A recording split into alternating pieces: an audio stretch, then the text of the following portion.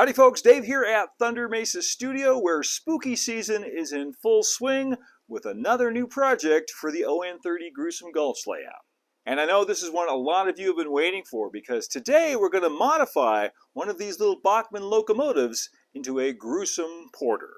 And this is the locomotive I'm going to be modifying. It's a Bachmann 042 On30 porter. It's one of the older ones. It's a DC model, not DCC, so it's analog. I thought about putting a decoder in it, but to be honest, all it does is go in a circle down in the lower loop, so it would kind of be overkill to put DCC in it. It really doesn't need it. So mostly this is going to be a cosmetic transformation that we're doing today, and I think I want to start with the cab. I picked this locomotive up over on eBay. Unfortunately, the Bachmann porters are out of production at this time, but there's an awful lot of them available on the resale market. And I can tell it's one of the older ones because the cab is held on by a couple of plastic tabs rather than screws. The newer ones have 4 screws holding the cab on. Well, the tabs are not really flexible at all, so I'm going to just go ahead and cut them off. If I ever want to reuse this cab, it's a simple matter of gluing it back on or tapping for some screws. There we go. Okay, well, that's a start. Once you get the cab off, you can usually poke this whistle out from underneath. Hold on to that because I'm going to want to use it later. I also might reuse these grab irons, so I'm going to pull those off.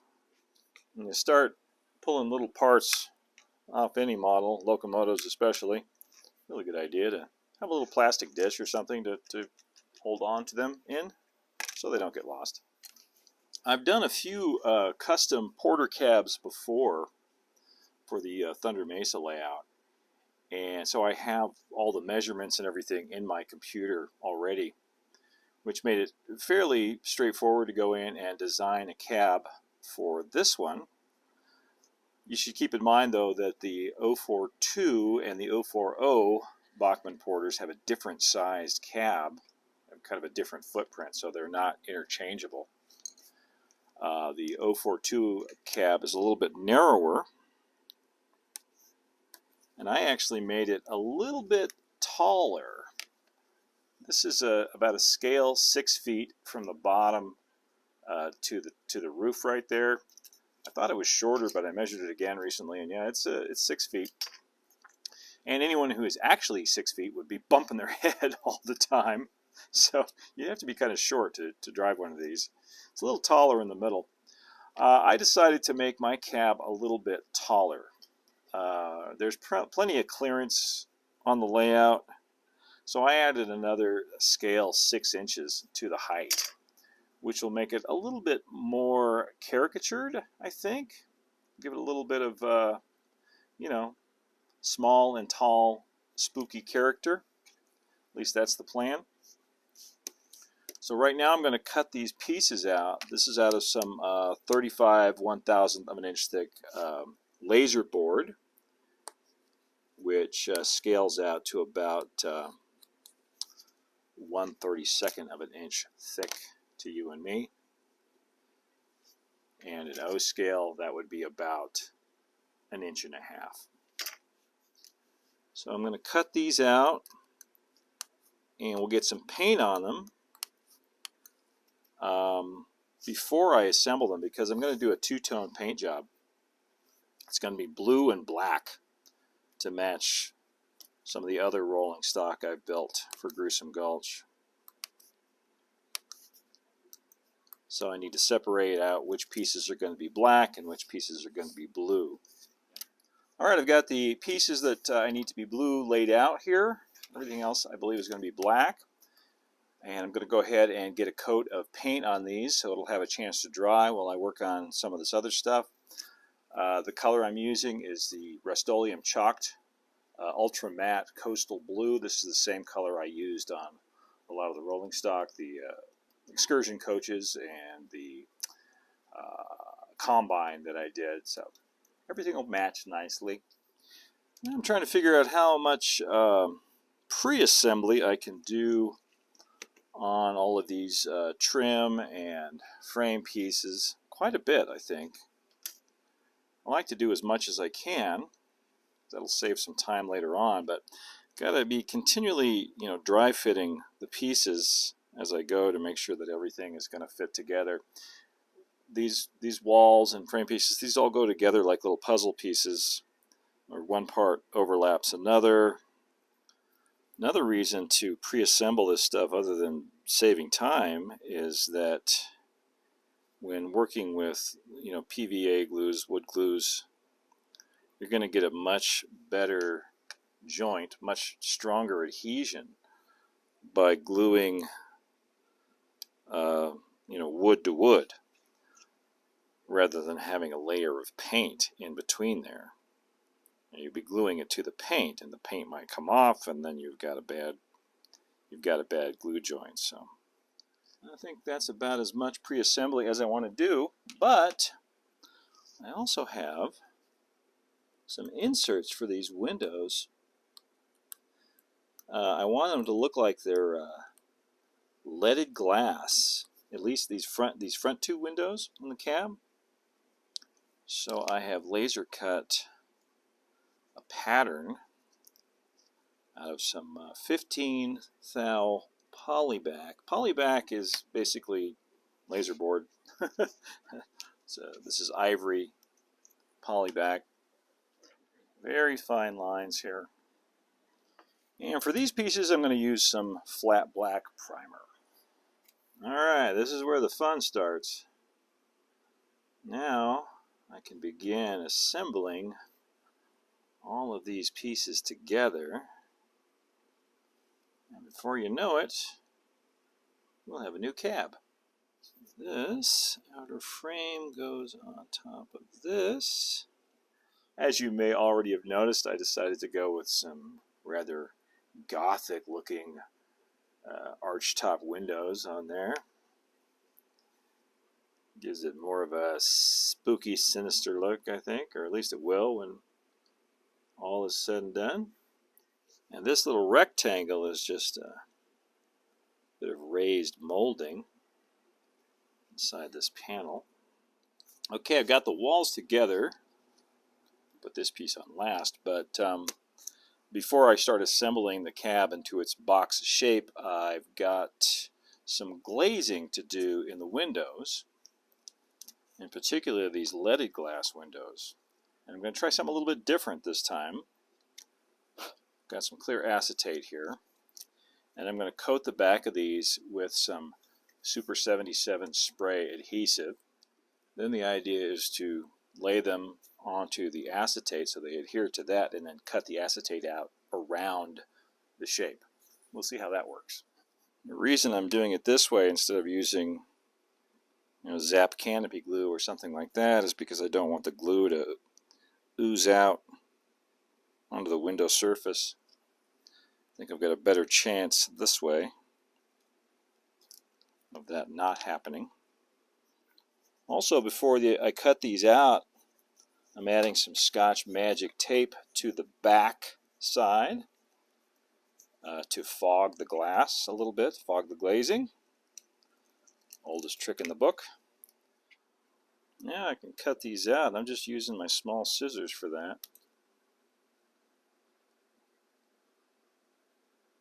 Right up along the edge. Now I'll spread a little glue on the inside of this frame. Drop this down on there from above. How's that for creepy? And these front windows I'm just doing in the usual way with some clear acetate and Zap canopy glue on the back. And then before I assemble these pieces, I'm going to paint the interior walls with some apple barrel dark blue gray. Usually the interior of locomotive cabs are that It's kind of an apple green. But I figure they do things a little bit differently in Gruesome Gulch. Now I can start putting this together. This inner front wall goes on first. And then this other side, I'll put these roof ribs in next, and that's actually going to help strengthen up this entire assembly. These just fit down into these slots. Now this front trim.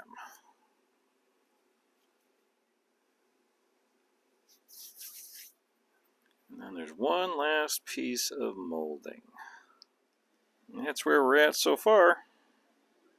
Well, I'm going to set this aside for a few minutes because now I want to do some work on the saddle tank.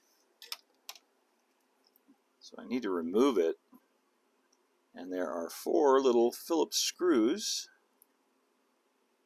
that are holding it on, and you can access them by going up behind the drive rods here. There's 1, 2, 3, number 4. I also need to remove the sand lines. Those just tuck into little holes here at the bottom of the sand dome, so you can just pull them out with tweezers, and then I can pull this whole thing off. Now I'm going to paint this. I'm going to get some flat black primer on it. I know it's already black, but I want it to be flat black. It's kind of a satiny gloss black right now. In my experience, these bells tend to break if you try to take them off, so I'm going to attempt to just mask this because I don't want to have to repaint the bell necessarily. While I'm at it, I'll also remove the fuel bunker and paint that flat black as well.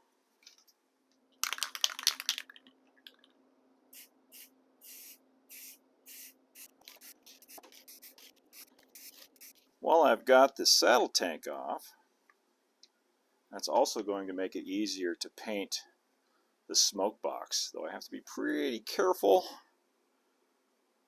I'll paint around a few things.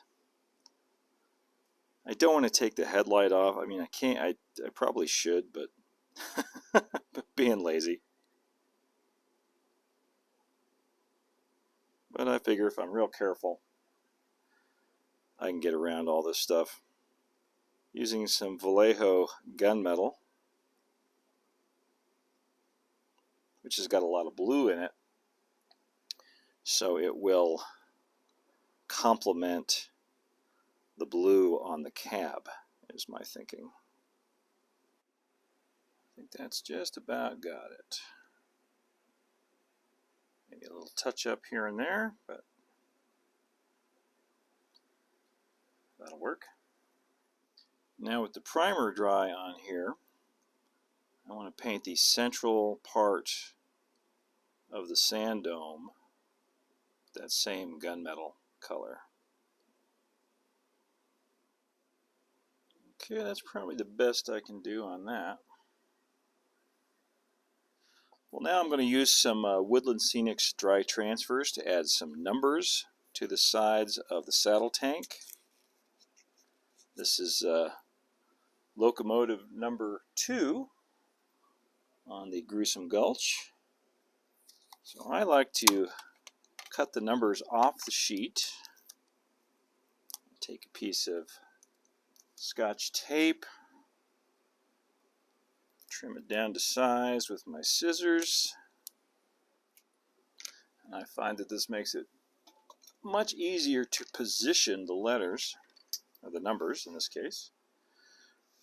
Now I'll use a soft lead pencil, rub it on here to transfer the number. Now let's see how we did.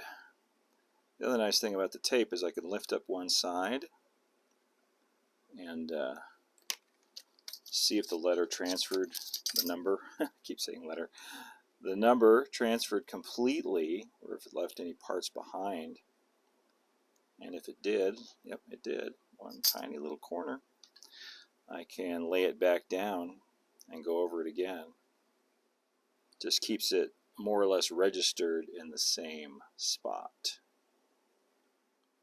There we go. Now take the backing sheet and I'll go over it again.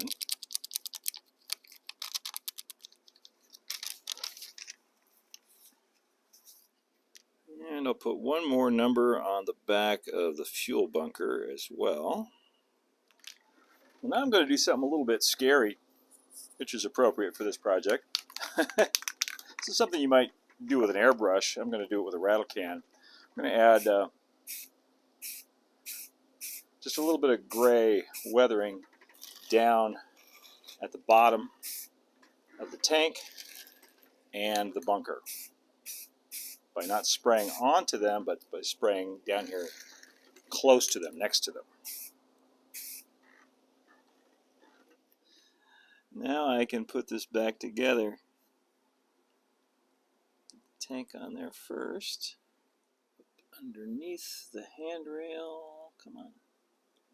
Come on, you. There we go. Here's a little trick for little tiny screws like this. This is a non-magnetic screwdriver, but if you touch it to a magnet, a strong magnet, it'll be temporarily magnetized, just long enough to hold that screw in place. Then I can guide it right in there without too much difficulty. Now put the sand lines back in. And now the fuel bunker. That should just slot back in here without any problem.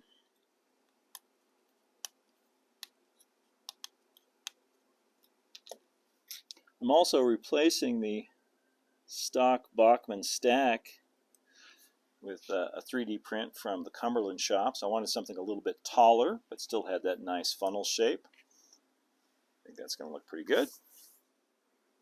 And I want to paint these pilot beams, front and rear, with some grimy black. Getting back to the cab, I'm ready to put the roof on. And I've cut a roof for it. This is out of some 15 thou laser board.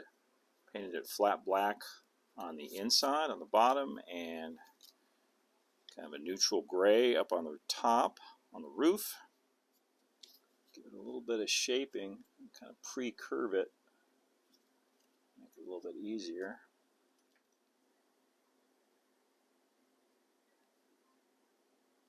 You can use a couple of clamps down here. Not for the front part. I'm probably just going to have to hold it for a few minutes. Do the old finger clamp. Now there's this little ring that goes here on the roof. Kind of acts as a bracket for the whistle. Put that in. And then the Bachmann whistle should just fit right in there with a drop of CA on the end. I think we can temporarily fit the cab on for a minute. See how it's all coming together.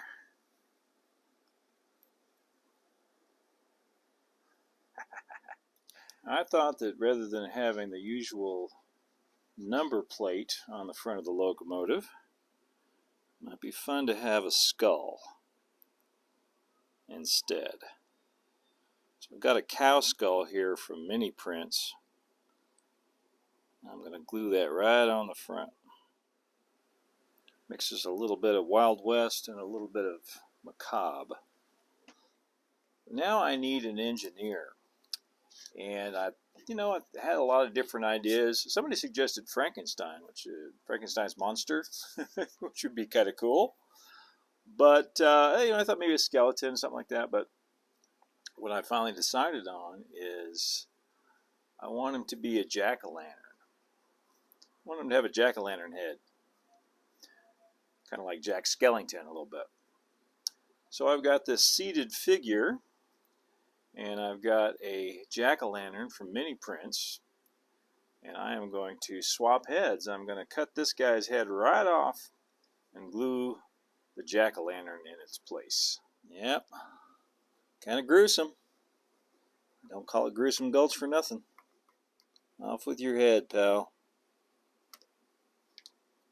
A little bit of CA.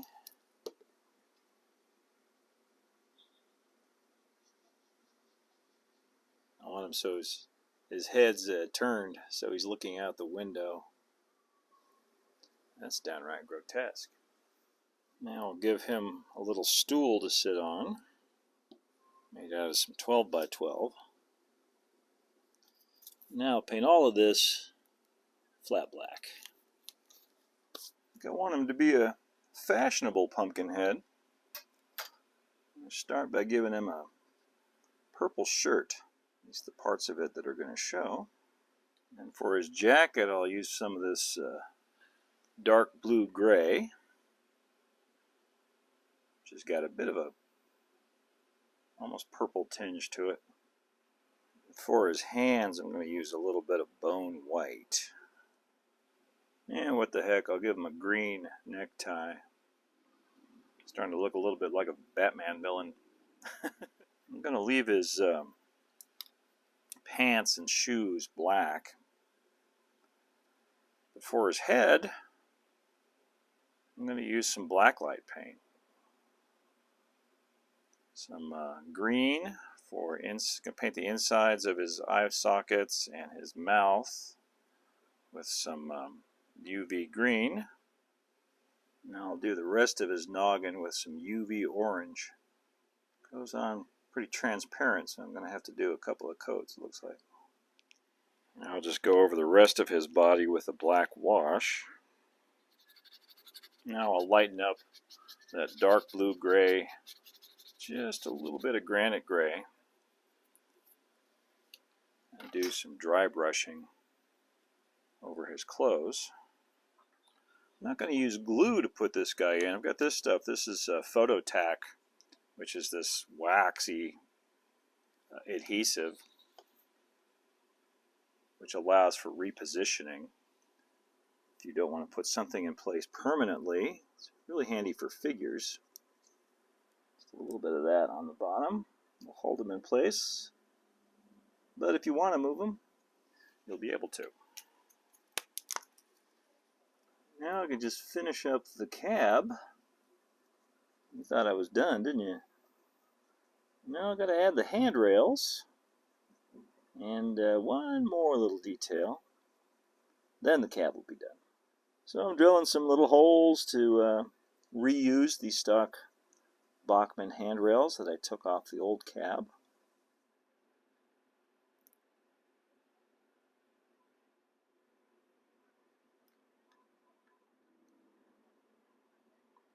As regular watchers probably know, I like to name my locomotives.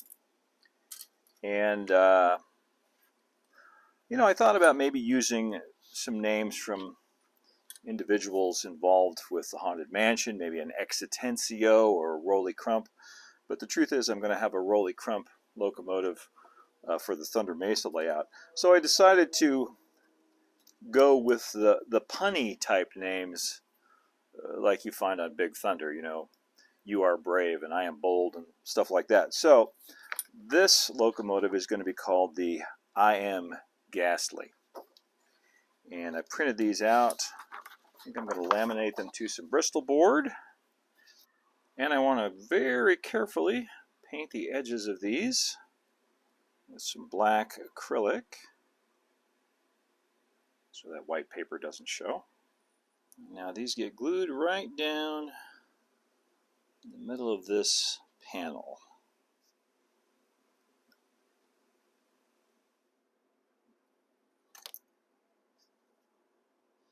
Now I want to do a little bit of light weathering with chalks.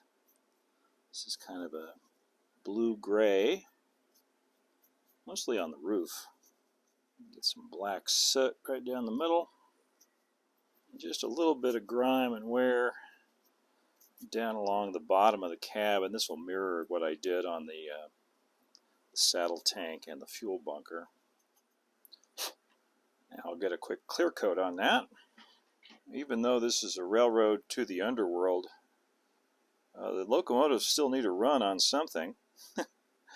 So I made a little insert for the fuel bunker out of some illustration board, and I painted it flat black. So I've got some real coal that I picked up in Silverton, Colorado, and I brushed some white glue on the top of this. And I'll just sprinkle it on and glue it in place. And while I wait for that to dry, I'm going to do a little dry brushing on the steam chests and the cylinders with some kind of medium gray. Hit these front steps too. I need to drill a hole up here for the bell cord. I'll just run some black thread through there and tie a knot in this end.